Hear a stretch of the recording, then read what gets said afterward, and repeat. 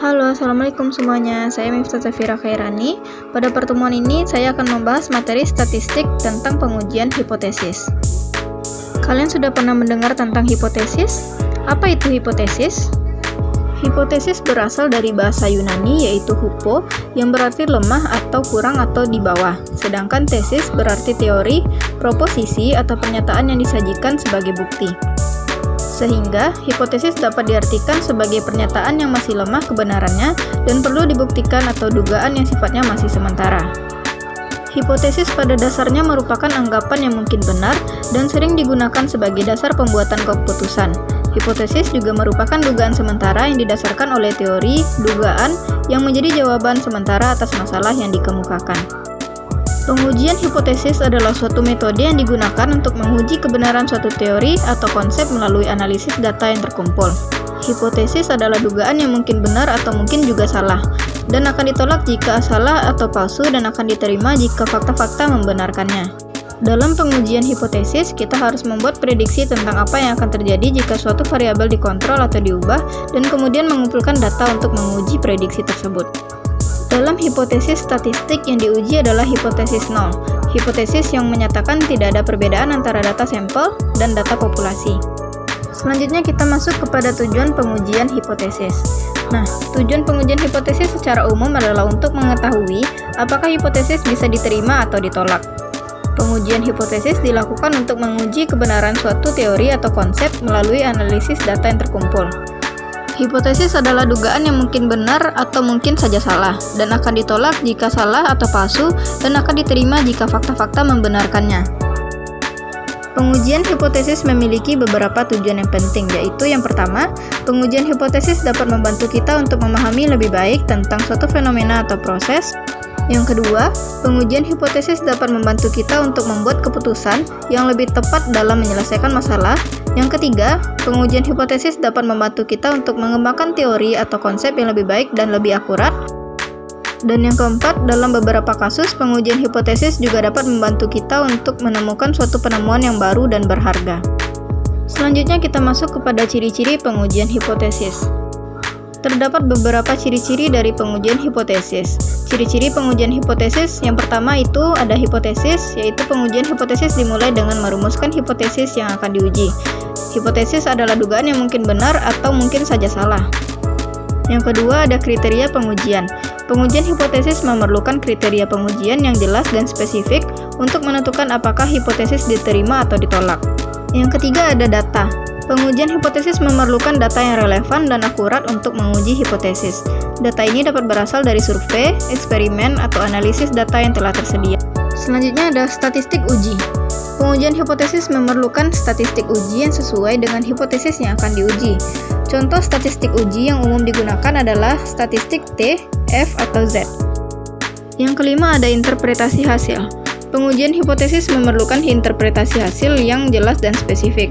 Hasil pengujian harus diterjemahkan ke dalam keputusan yang jelas dan juga spesifik. Dan yang terakhir itu ada keterbatasan. Pengujian hipotesis memiliki keterbatasan yang harus dipertimbangkan. Keterbatasan ini dapat berupa keterbatasan data, keterbatasan metode, ataupun keterbatasan teoritis. Selanjutnya ada poin jenis-jenis hipotesis. Hipotesis dapat digolongkan menjadi dua jenis, ada hipotesis nol atau HO dan juga hipotesis alternatif atau HA. Yang pertama yang akan kita bahas yaitu hipotesis nol atau hipotesis HO. Hipotesis nol adalah hipotesis yang menyatakan bahwa tidak ada perbedaan atau tidak ada perubahan atau tidak ada hubungan dan pengaruh antar variabel, tidak ada yang terjadi, itulah mengapa disebut nol. Sedangkan untuk hipotesis alternatif atau HA adalah kebalikan dari hipotesis nol, yaitu menyatakan bahwa terdapat perbedaan, hubungan, atau pengaruh antar variabel. Hipotesis ini juga disebut dengan hipotesis ilmiah atau HI. Selanjutnya ada jenis-jenis pengujian hipotesis.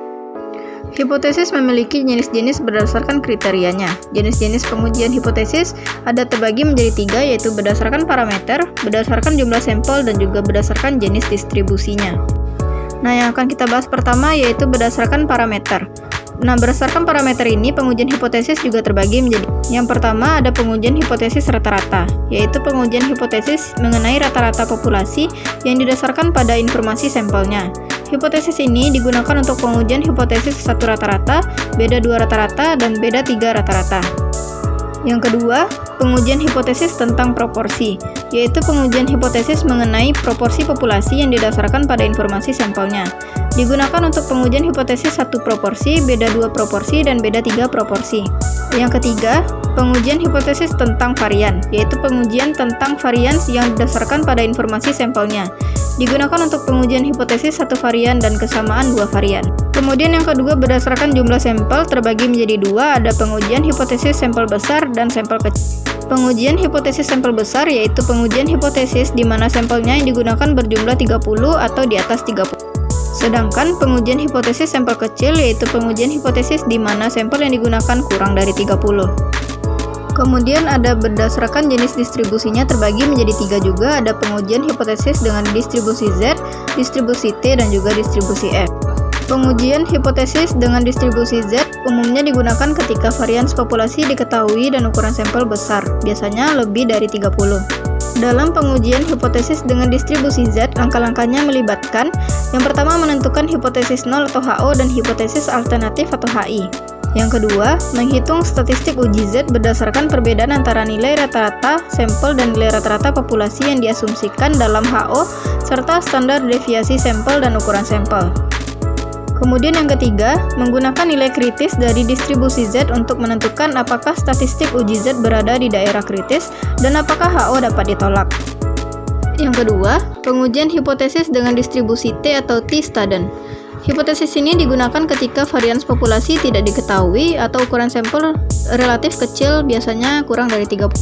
Hipotesis dengan distribusi T, prosesnya melibatkan yang pertama, menentukan hipotesis 0 atau HO dan hipotesis alternatif atau HI. Yang kedua, menghitung statistik uji T berdasarkan perbedaan antara nilai rata-rata sampel dan nilai rata-rata populasi yang diasumsikan dalam HO serta standar deviasi sampel dan ukuran sampel. Yang ketiga, menggunakan tabel distribusi T atau perangkat lunak statistik untuk menentukan apakah statistik uji T berada di daerah kritis dan apakah HO dapat ditolak. Yang ketiga, pengujian hipotesis dengan distribusi F. Hipotesis ini digunakan untuk membandingkan varians dari 2 atau lebih populasi. Hipotesis ini sering digunakan dalam analisis varians atau ANOVA dan uji perbedaan signifikan antara rata-rata beberapa kelompok. Langkah-langkahnya melibatkan yang pertama, menentukan hipotesis 0 atau HO dan hipotesis alternatif. Yang kedua, menghitung statistik uji F berdasarkan perbandingan varians antara kelompok atau perlakuan yang berbeda.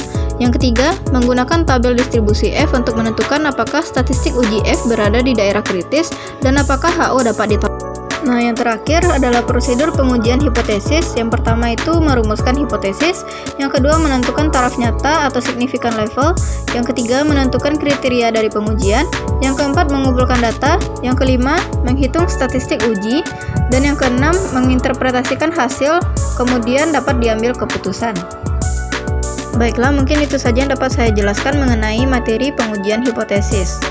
Apabila ada salah kata, mohon dimaafkan. Saya akhiri. Wassalamualaikum warahmatullahi wabarakatuh.